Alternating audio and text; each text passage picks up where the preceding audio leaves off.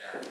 We're still in the story of Joseph and all the things that he dealt with and learned as a believer.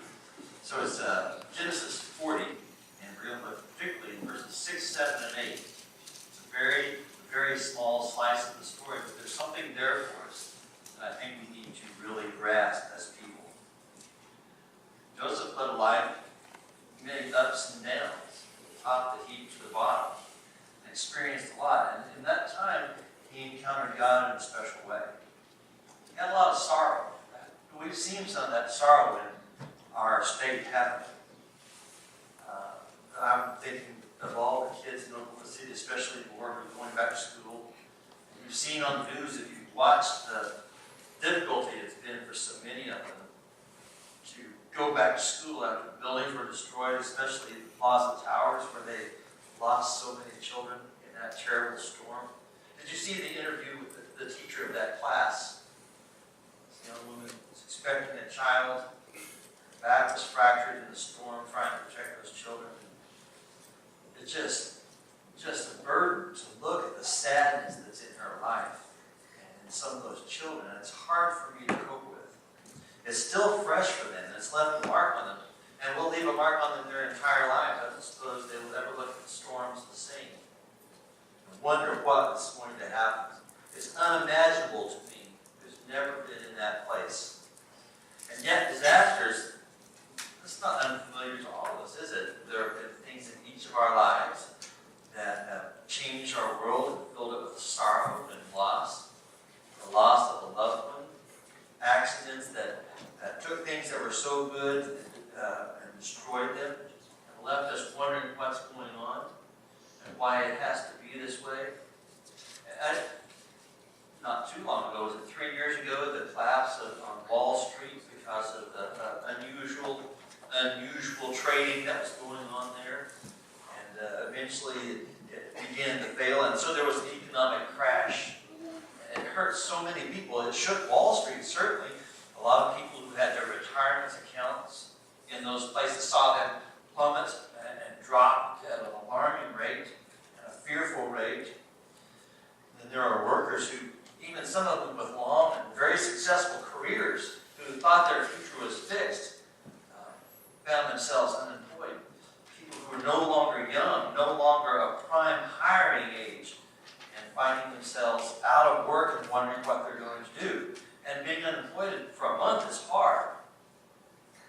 Unemployed for a year, it has to be terrifying. But when it runs into 2 and 3 years, and you see everything that you've accumulated, everything that you've been working for, kind of dwindling away, even your home perhaps in jeopardy. So many lost their homes in foreclosures and such. It's a terrifying thing. How do you look at the world around you when you're in that kind of stress? How do you deal with people? I mean, it has to be so consuming that almost nothing is left for anybody else. See, this is the connection to Joseph.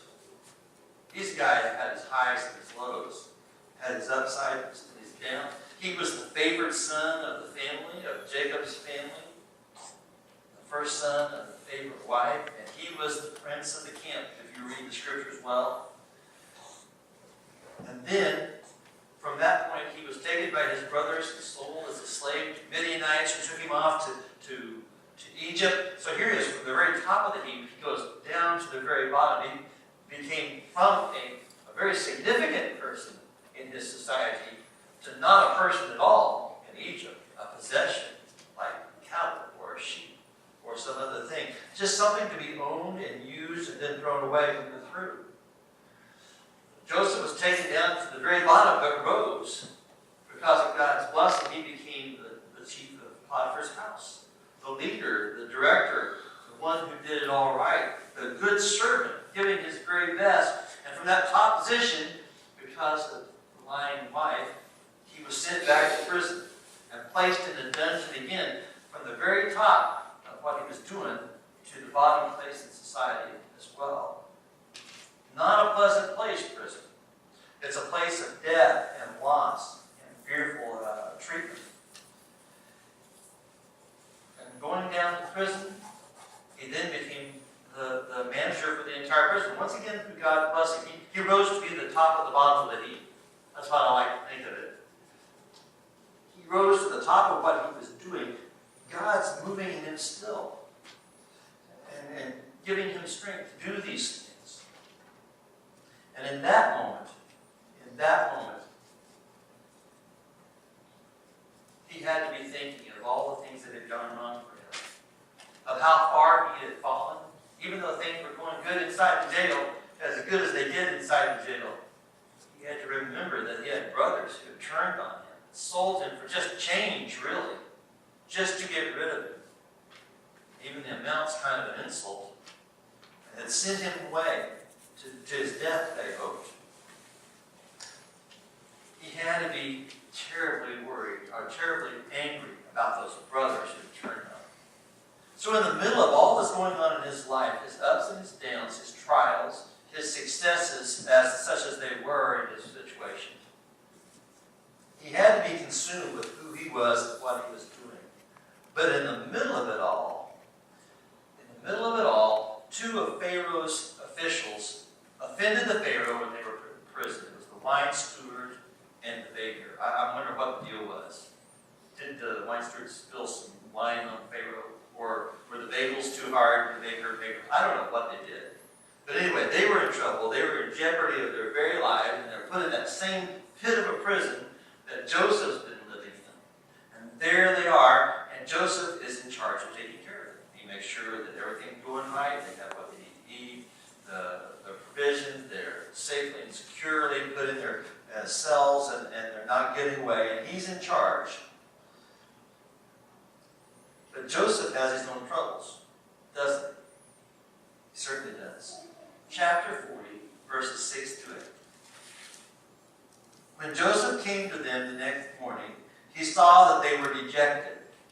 So he asked Pharaoh's officials, who were in custody with him in his master's house, "Why do you look so sad today?"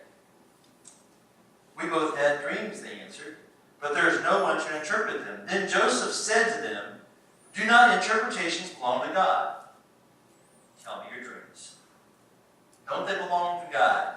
Isn't that an interesting thing to say?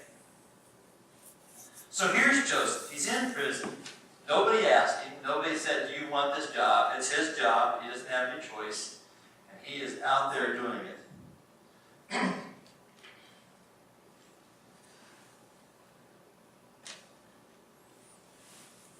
he seems to be all over it.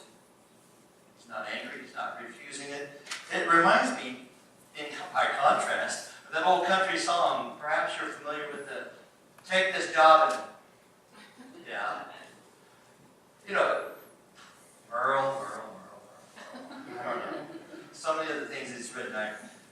Well, this does express what a lot of people feel, though. It really does. Here it is, this whiny song about, "Oh, I work so hard and I'm paid so little and the boss has no respect, nobody appreciates me, and I'm just going to go move to the country and live off the land, I guess, eat squirrels or something.